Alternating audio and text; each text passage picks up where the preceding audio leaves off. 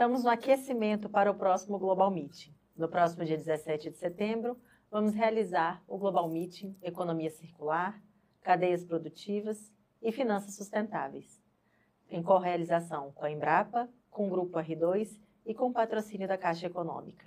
Hoje nós recebemos aqui Mariana Rufo, ela é gerente executiva da Caixa Econômica, e a Priscila Cesarino, que é consultora matriz. Tudo bem? Tudo bom. Muito obrigada por receber a gente. Por nada. É um prazer tê-las aqui. Hoje nós vamos falar um pouquinho de economia circular, cadeias produtivas, finanças sustentáveis e o quão importante isso é para a Caixa Econômica. Essas cadeias, esse movimento, o quão impactante é para a população e para a economia do país também. Priscila, recentemente a Caixa Econômica ela iniciou esse processo do Fundo Socioambiental. É um fundo novo? Quais são as expectativas? Como vocês têm visto que tem avançado o funcionamento desse fundo em vias de uma economia mais sustentável? O Fundo Socioambiental ele não é novo, né? Ele já tem muitos anos, né? A gente já apoiou diversos projetos. Ele é um fundo onde a Caixa ela destina 2% do lucro líquido dela para financiar projetos que tenham como objetivo, né, a inclusão socioprodutiva e os cuidados ambientais, né, mitigação de risco ambiental, regeneração. Então, são pautas que são muito importantes para a Caixa. A Caixa é a maior parceira do governo federal, em especial na execução de políticas públicas, né? É um banco social, então, assim, a Caixa, ela, quando surgiu, ela já surge como a Caixa de Depósito dos Escravos, ela surge como um banco para que os escravos pudessem comprar sua liberdade. Então, a questão social para a Caixa, ela faz parte da história do banco e a preocupação ambiental também. Então, o Fundo Socioambiental é a forma que a gente tem de destinar, né, nos projetos onde não tem, são projetos que a gente chama fundo perdido, né, que não vai ter um retorno financeiro daquele projeto, mas a gente tem um retorno em ganhos sociais. E qual que é o público que o fundo atende atualmente? Dentro da estratégia da Caixa, né, da VISUC, que é a nossa vice-presidência, sustentabilidade, e aí do fundo, né, consequentemente, a gente foca nos públicos vulneráveis, né? Então, a gente tem o foco do ambiental e no social a gente trabalha muito, assim, nosso maior foco são mulheres e catadores e catadoras, né? Então, a Caixa já tem essa parceria e esse apoio. A Caixa sempre é patrocinadora da Expo Catadores. Então, a gente tem trabalhado com diversos projetos focados para trazer essa inclusão social, porque a gente sabe a importância, né? Os catadores e catadoras, eles são os grandes agentes ambientais. A gente sabe que é uma profissão, uma das mais importantes e relevantes para a sustentabilidade do planeta e, ao mesmo tempo, é uma das profissões mais precarizadas que a gente tem, né? Então, a Caixa ela vem muito forte nesse processo desse estímulo dessa economia circular, mas também dessa proteção dos catadores, desse investimento para que eles tenham condições dignas de trabalho, para que eles possam efetivamente gerar renda, né, para que essa renda possa, que eles tenham uma proteção social e que eles possam viver realmente uma vida com qualidade, né, para que eles possam continuar executando o trabalho deles. Sem contar que quando a gente investe, né, nos catadores e no público, né, no público vulnerável socialmente, a gente está movimentando a economia, porque esse investimento ele retorna ali para aquela comunidade, para aquela sociedade, né, e o nosso grande objetivo é esse. Dentro do nosso manifesto ESG na Prática, onde a gente trabalha aqui os 20 anos de legado e um chamado para a ação, a Caixa lidera o nosso Conselho de Finanças Sustentáveis. E esse convite ele veio exatamente por reconhecer essa trajetória da Caixa em busca e em prol das finanças cada vez mais sustentáveis. E aí a Caixa tem uma vice-presidência de sustentabilidade e cidadania. Sim. É um trabalho que ele vem sendo construído e vem sendo pavimentado exatamente com esse olhar de empatia, humanitário, olhar para uma causa que é nobre. Como que vocês se sentem em trabalhar exatamente numa vice-presidência que tem esse olhar tão inovador e necessário? Assim, é a realização de um sonho, poder trabalhar num espaço, né, numa vice-presidência com uma estratégia que está ali para o desenvolvimento, né, da sociedade e para a proteção das pessoas. Né? Então, assim, eu, particularmente, assim, para mim é uma realização de um sonho profissional mesmo. Eu, né, tenho uma especialidade muito grande, né, uma especialização muito grande em trabalho com mulheres, em trabalho com públicos vulneráveis. Então, já coordenei, liderei projetos, né, dentro de favelas, dentro de comunidades periféricas, com mulheres. Sempre estou nessa frente, então dentro da Vizuca a gente tem várias frentes, né? Uhum. E desde o início dela eu sempre estive dentro dessa frente, né, dos projetos de inclusão social e de proteção. Então, assim, realmente é a realização de um sonho profissional. Acho que não teria outro lugar para trabalhar. Receber o retorno que a gente recebe das pessoas, né, beneficiadas pelos projetos e ver a mudança de vida. Então, assim, quem trabalha na Caixa como um todo, né? Acho que não só na Vizuc, mas a gente reconhecer esse papel que a gente tem ali dentro daquela cadeia, né? Independente do que a gente esteja fazendo, de transformar a vida. Então, você poder dormir sabendo que você transformou e impactou vidas, né? Eu acho assim... Em especial o fundo. Lá é um local onde a gente consegue ver diretamente o impacto num espaço curto de tempo. Então, recentemente, a gente até assinou uns acordos de cooperação financeira pelo fundo e fomos até BH conhecer os proponentes, né, os agentes. E é gostoso demais você ver o quanto que impacta lá na ponta. É uma delícia, muito bom. Né, Mariana, esse contato direto eu acho que é importante também para a governança da empresa, para que todos entendam o propósito. E eu vejo que realmente vocês são uma equipe, um time assim, de uma estrutura enorme que vão a campo, né? Sim. Eu falo sempre que não tem inclusão social e nem política pública sem o protagonismo da população beneficiada. Né? Então, a gente tem como estratégia e pilar entrar dentro, estar junto com as comunidades, né? Dentro das favelas, com as mulheres, porque esse público que precisa trazer para a gente quais são as necessidades. Né? Então, acho que esse é o grande diferencial da Caixa, dos projetos, como a gente trabalha com os projetos. Né? Porque a gente não quer impor, olha, vocês precisam disso. Não, a gente quer entender o que aquela população deseja para si. Né? Então, essa construção ela é muito importante, é muito emocionante. Né? Porque você vê a pessoa que está ali dentro do projeto, ela não está indo lá só fazer uma capacitação, só participar de um projeto. Ela está indo lá construir o futuro dela com base naquilo que ela deseja para si, com base com aquela cultura, respeitando sempre, né, a cultura local, respeitando aquele espaço, que eu acho que isso é uma coisa que se falta muito também, né? Às vezes você tem um investimento, mas você não respeita o espaço que aquelas pessoas vivem, né? Como elas vivem, como elas querem viver e desejam viver. Então, o que a gente precisa trazer é o recurso, né? E não a imposição do que é feito. Então, eu acho que isso da Caixa é muito importante do fundo, a gente tem isso na nossa estratégia, quando a gente recebe projetos, qualifica projetos. É um ponto muito relevante. E também está dentro, ver a mudança das pessoas, né? Os projetos que eu coordenei, que eu estive dentro dos territórios, eu falo assim, né? Tiveram projetos onde eu ficava 45 dias, então eu ia na primeira semana e na última. Eu falo, a diferença do rosto daquelas mulheres que entraram na primeira semana do projeto e na última semana, quando, né, a gente estava na despedida ali daquele projeto, eram outras mulheres. Aquela mulher que entrou ali cabisbaixa, na última semana ela estava lá, de cabeça para cima, erguida, sabe, mais bonita, assim, brilhando mais e tendo certeza do que ela queria fazer, tendo certeza dos sonhos. Ver mulheres saindo de lares abusivos é muito emocionante, é muito gratificante. A gente percebe, deu para perceber a sua emoção, seu brilho no olhar. Kofi Annan dizia, quem se importa ganha. E aí a gente enxerga esse trabalho de vocês exatamente dessa maneira. Dentro do ESG, né, voltado para a pauta ambiental, voltado muito para a pauta social e para a governança, né, uma governança que pretende ali buscar um desenvolvimento não só da instituição financeira, mas de toda a sociedade, de toda a comunidade. E aí eu pergunto para você, Mariana, como participar? Quem pode participar do Fundo Socioambiental? Legal. Como participar? A instituição precisa inscrever um projeto para que a gente possa avaliar e entender se enquadra dentre as chamadas abertas, que eu vou falar depois para vocês. E são instituições sem fins lucrativos, organizações da sociedade civil e cooperativas de cunho social. Certo.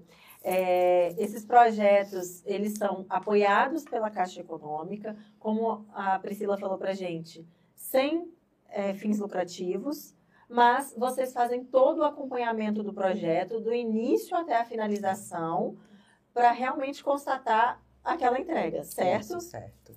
Tem todo o monitoramento. Tem todo o monitoramento. Tem todo um processo para se qualificar, né? Então, a gente abre as chamadas, né? As entidades mandam para a gente os projetos. Tem todo, né, um processo de governança, um processo de integridade, a gente faz várias checagens e também o processo de olhar aquele projeto, se é uma metodologia inovadora, se aquele projeto pode ser replicado, se realmente vai atender, né, aquela população, se aquela população está participando dessa construção. E aí, depois que a gente assina o projeto, passou por toda essa fase, a gente assina, é um acordo de cooperação financeira, que a gente chama. Aí, as etapas, né, que são colocadas no cronograma de execução do projeto, a Caixa vai desembolsando e vai sempre fazendo um monitoramento se aquilo que foi feito, né, se aquilo que foi proposto foi cumprido com aquele recurso. Certo. E, atualmente, temos editais abertos? São 5 chamadas que nós temos hoje em aberto. Então, agricultura regenerativa, turismo regenerativo, autonomia feminina, voltada total para mulheres, economia circular e DIST, que é Desenvolvimento Integrado Sustentável de Territórios. Então, tá aí, gente. Se inscreve, é na segunda quinzena agora de setembro, nós vamos reabrir as chamadas. E a inscrição acontece pelo site do Fundo Socioambiental, que é caixa.gov.br/FSA. O dinheiro pode girar de forma sustentável? Ou se pode, deve, queremos.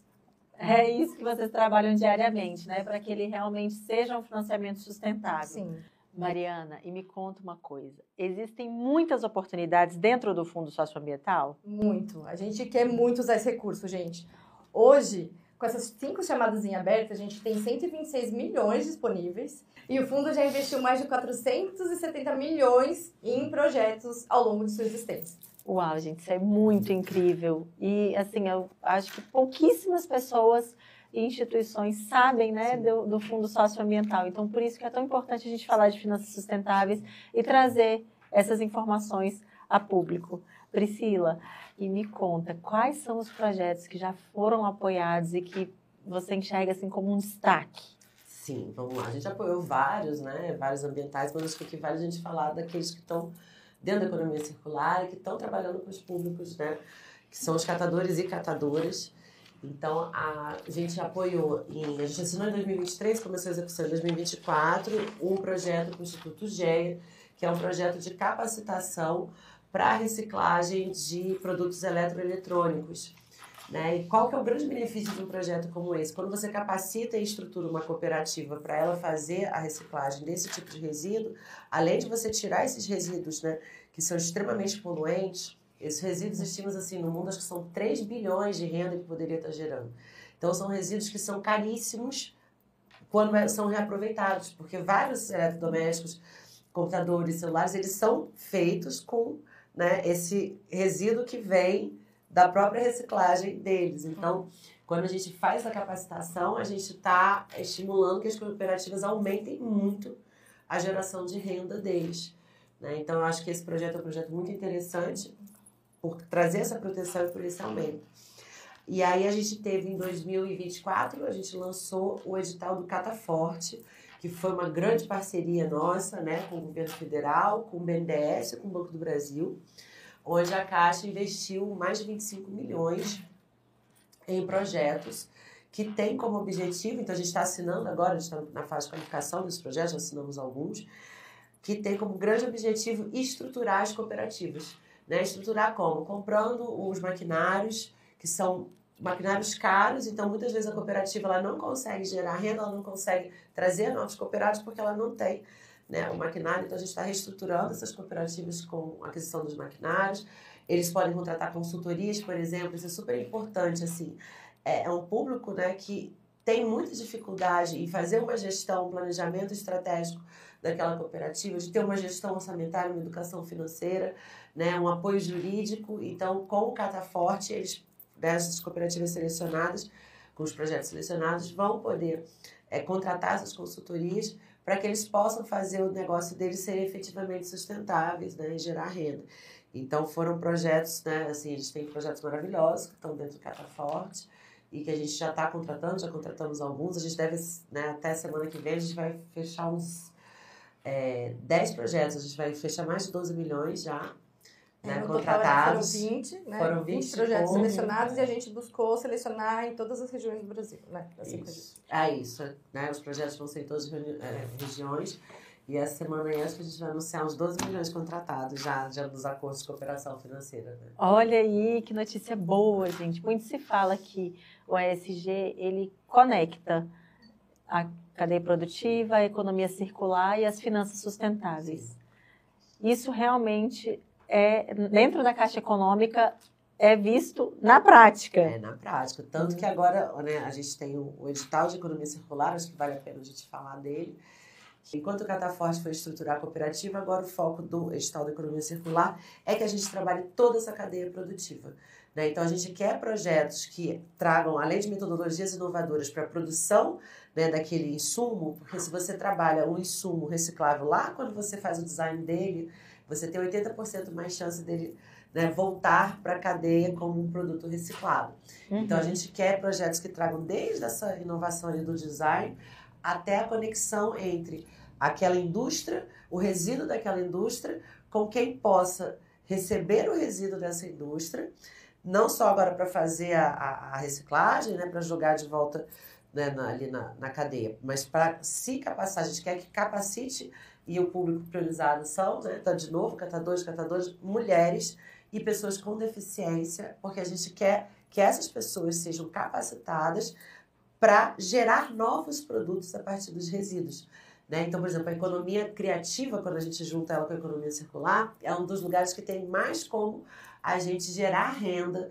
Então, assim, a moda sustentável, espetáculos de teatro, tudo isso você tem como criar tudo com produtos que vieram de resíduos que estão ali no meio ambiente. Né? Então, agora a ideia dessa realmente é a economia circular, né? Você ter aquele produto sem ir para o lixo, poluir os mares, poluir os oceanos, poluir os rios. Você ter esse produto agora voltando o tempo todo para a cadeia. Né? Seja como você pega um produto da construção civil que foi descartado, que a gente sabe, né, que a parte da construção civil é a maior poluente que tem, né? Um dos maiores poluentes que tem. E você trabalhar esses resíduos sólidos da construção civil para transformar de novo, né, em materiais para ela mesma, você vai tornando ela autossustentável sem poluir tanto.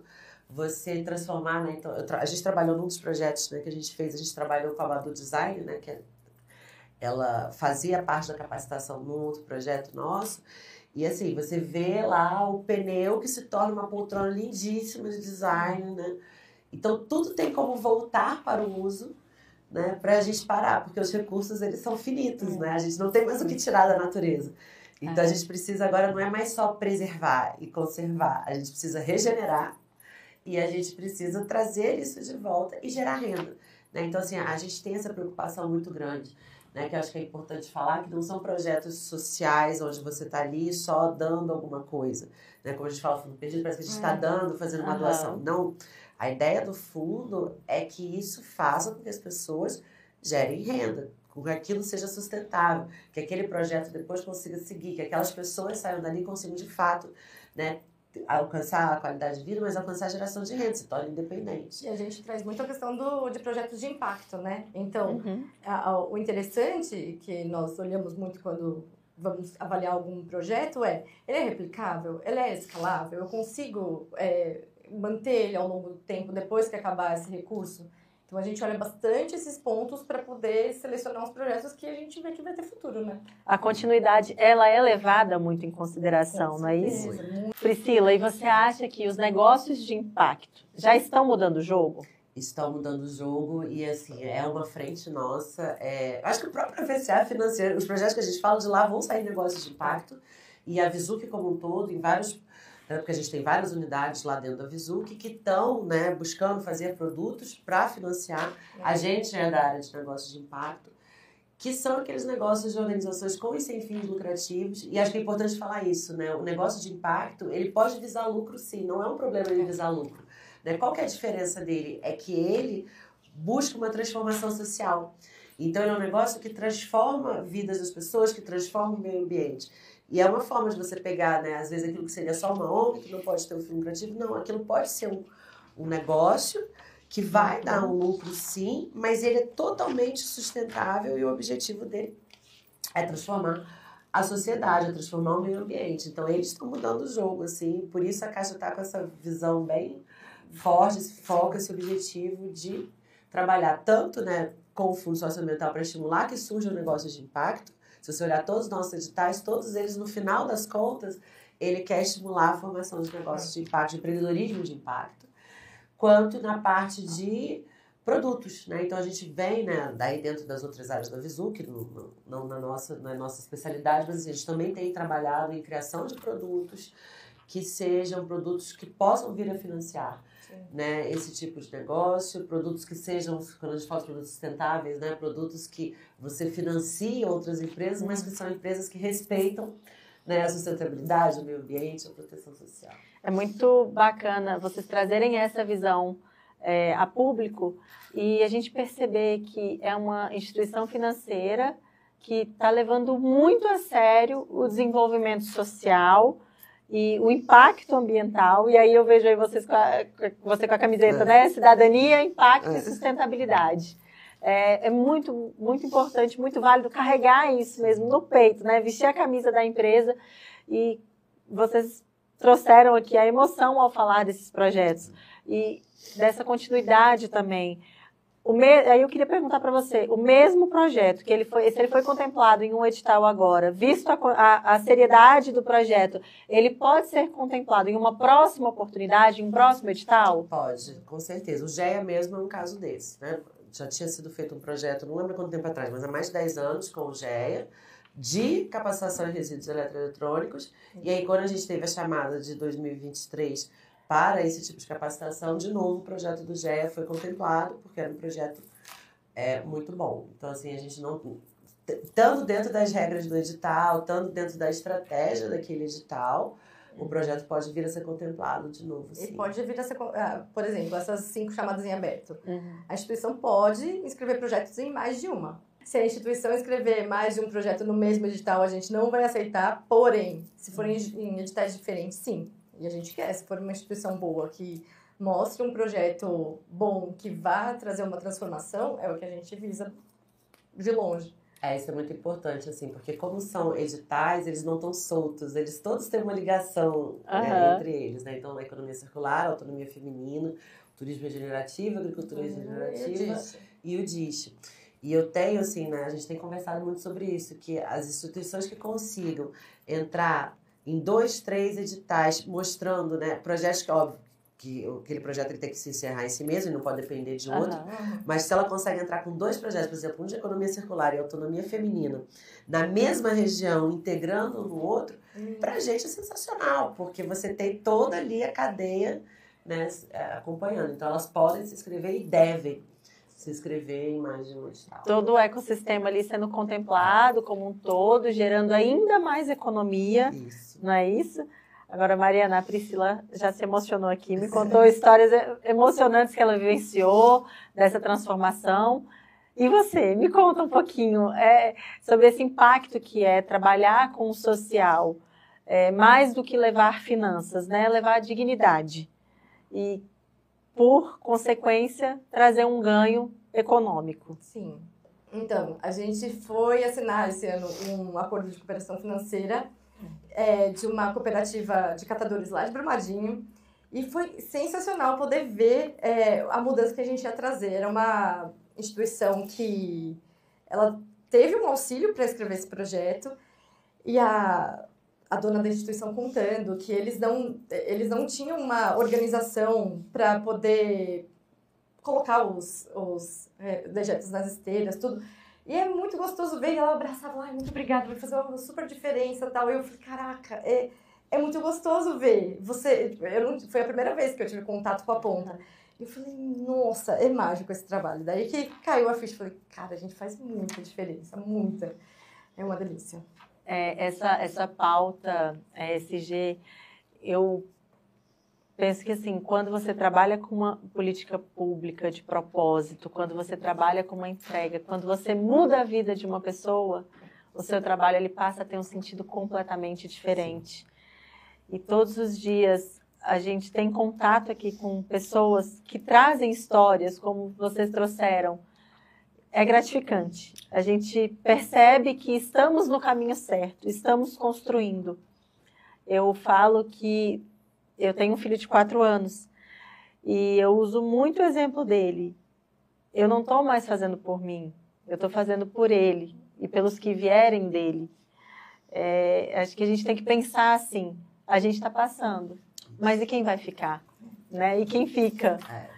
A Priscila trouxe a filha dela, que está aqui acompanhando a gente. Eu tenho 3 filhos. Né? 3 então, filhos. Eu tenho muito para deixar para 3 filhos. É isso. Esse lado maternal, nós mulheres, estamos aqui entre mulheres, e a gente sabe que depois que a gente é mãe, esse lado maternal, ele aflora de um jeito que é incontrolável. Você não consegue mais ver as pessoas da maneira como você via antes. Enxergar também o ambiente, a humanidade, passa a ser muito mais complexo e preocupante. Na semana passada, eu estava assistindo algumas notícias que estava falando sobre a questão lá da faixa de Gaza e, nossa, mexeu muito comigo. Não tem como não pensar que eu olho ali para o lado, eu vejo meu filho em casa dormindo quentinho, aconchegado, não está faltando nada para ele. Mas você pensar que é do outro lado do mundo, mas dói. Não precisa ir para o outro lado dói. do mundo, né? Eu dentro das favelas, a gente vê isso ali diário e assim, vendo as crianças brincando na rua e o traficante do lado com as armas desse tamanho. E tiveram os 3 dias que a gente não pôde ir para o projeto porque teve operação policial dentro do projeto e não tinha como entrar dentro da favela. E eu só pensava naquelas crianças ali, todos sem aula, trancados em casa, né? E, enfim, teve inclusive uma mãe que estava lá, que ela perdeu o filho na operação. A mãe que está participando do projeto, ela perdeu o filho numa operação e no dia seguinte do velório ela voltou para as aulas. E ela falou, eu só vou me manter viva graças a vocês aqui. Trazer então, um novo sentido, né? Um novo sentido, assim. E aí você vê que quando você está mudando a realidade de uma mãe, você está mudando a realidade de várias crianças. Né? De várias crianças. E eu vejo meus filhos, né?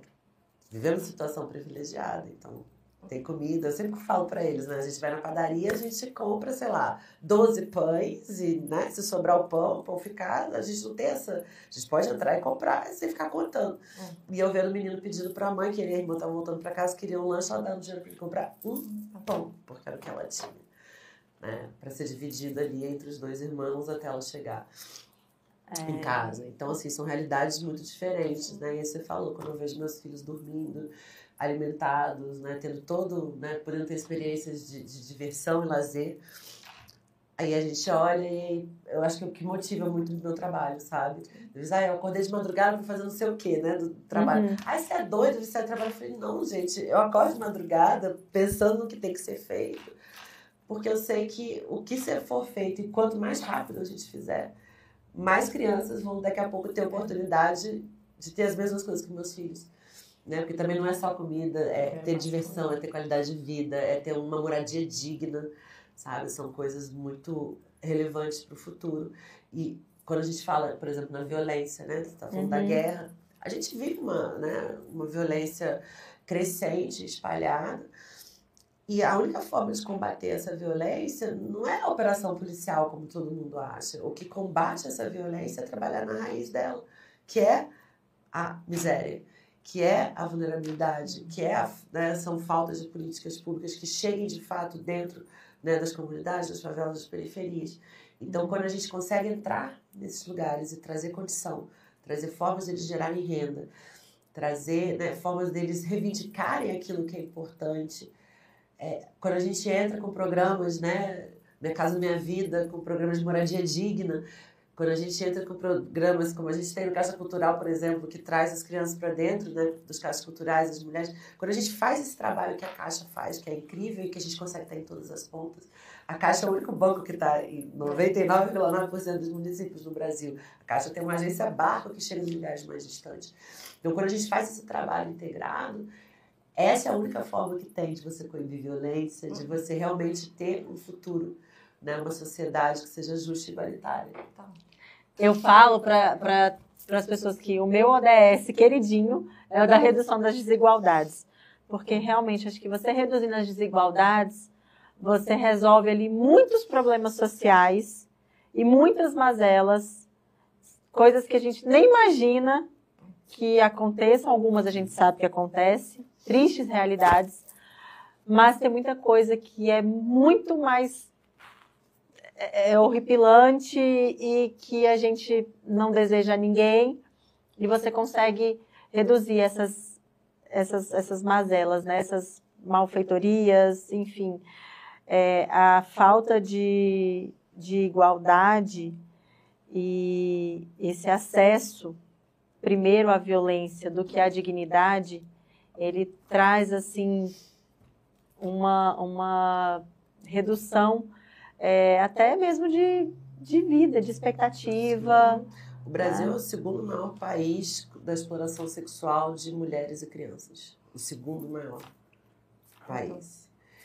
Isso é um dado violento, um dado vergonhoso, e a razão, quando você fala de exploração sexual de mulheres e crianças, você está falando de vulnerabilidade extrema. É isso. Né? Então, a gente precisa, né, quando a gente fala de equidade de gênero, que é outro, o seu ODS queria de redução das desigualdades, o meu é equidade de gênero, de mulheres e crianças, né, porque ele é transversal. Quando você foca no público das mulheres, você acaba que você foca em todos os outros ODS, porque as mulheres é que são mães, as mulheres que trazem o dinheiro de volta para a família. Então, aquela mulher, ela não vai embora com o dinheiro, vai sumir com o dinheiro, ela vai levar para dentro da casa dela, né? Então, ela reduz a chance de ter um filho explorado, né, daquela violência, ela consegue ter condições melhores. Então, e quando ela está em uma situação muito vulnerável, ela faz qualquer coisa para não ver um filho passar fome. É isso. Né? É isso. As mulheres, as mães, estatisticamente, são as que têm os empregos mais precarizados. Né? E é um dado altíssimo, assim, a precarização do trabalho feminino para mães. Então, quando a mulher tem um filho e 2 filhos, você vai olhando o percentual assim. Por quê? Porque ela tem que sujeitar qualquer coisa. É isso. Ela tem que alimentar, inclusive a lares abusivos e violentos.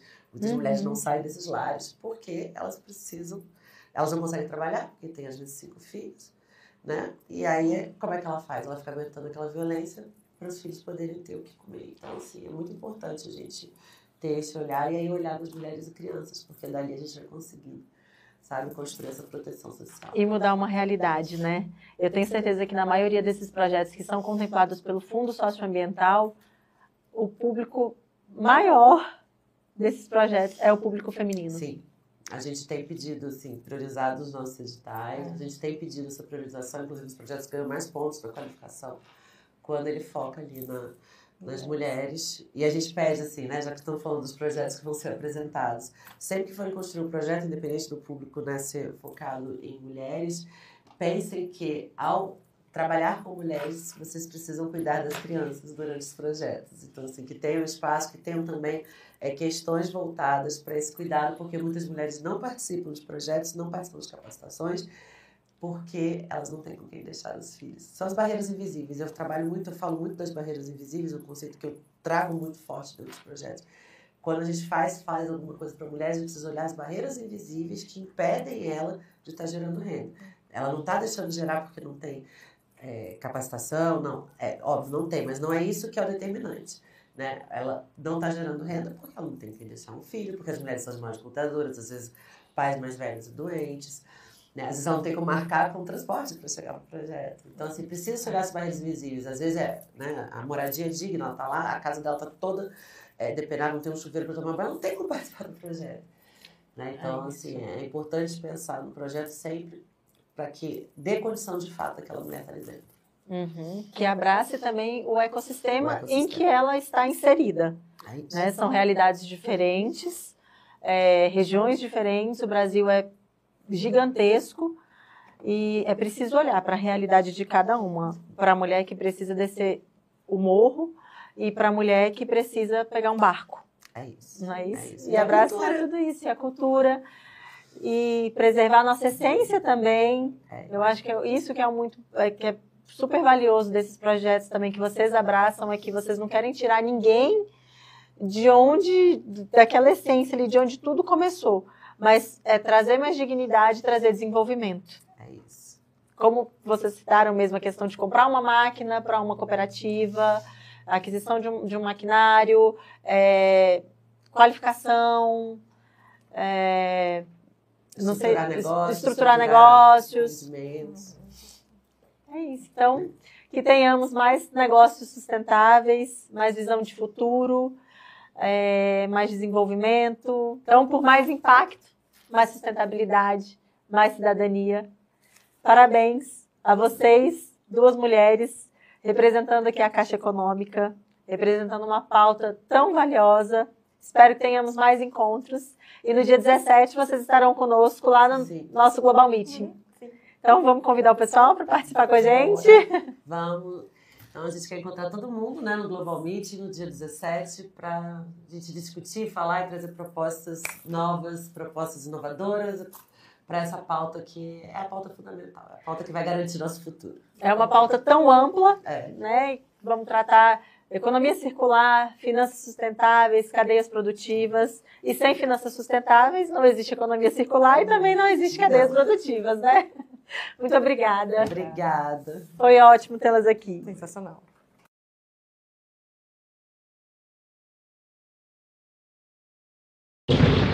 É da nossa natureza olhar o mundo com mais calma, sentir que o futuro nasce de dentro da nossa alma e que cuidar da terra é mais que uma esperança, é plantar agora o verde para colher amanhã bonança.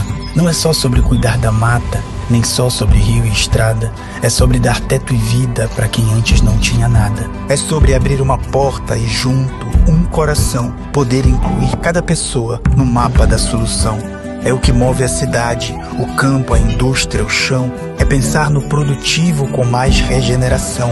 Transporte que não polui, energia que se reinventa e cidades mais resistentes quando o tempo se apresenta. Somar inteligência com coragem e união para ver crescer a nossa vida e dar mais força ao cidadão. A gente cuida do hoje com o amanhã para florescer, porque é da nossa natureza fazer acontecer. Não, a gente não vai desistir, a gente não vai abaixar a cabeça para quem ameaça a nossa soberania. A gente não vai deixar de usar o Pix é nosso, é de graça e está do lado de todo brasileiro. A gente não vai sossegar vendo você pagar mais impostos do que os super ricos, que pagam nada ou quase nada. A gente não vai deixar que a fome volte a assombrar. Sim, a gente vai seguir. A gente vai sim. Bota comida na mesa com Bolsa Família e o recorde de empregos. A gente vai sim. Se posicionar pela paz quando houver guerras. A gente vai sim. Garantir com pé de meia que o jovem siga na escola, faça o Enem e se torne universitário. A gente vai sim. Lutar do lado das nossas empresas que exportam e levam a força do nosso trabalho para o mundo inteiro. A gente acredita sim em um país forte e independente, um país que diz não para os privilégios e sim para a justiça social. Eu digo sim ao povo brasileiro. Governo do Brasil do lado do povo brasileiro. Ao povo brasileiro. Governo do Brasil do lado do povo brasileiro. Ao povo brasileiro. Governo do Brasil do lado do povo brasileiro. Ao povo brasileiro.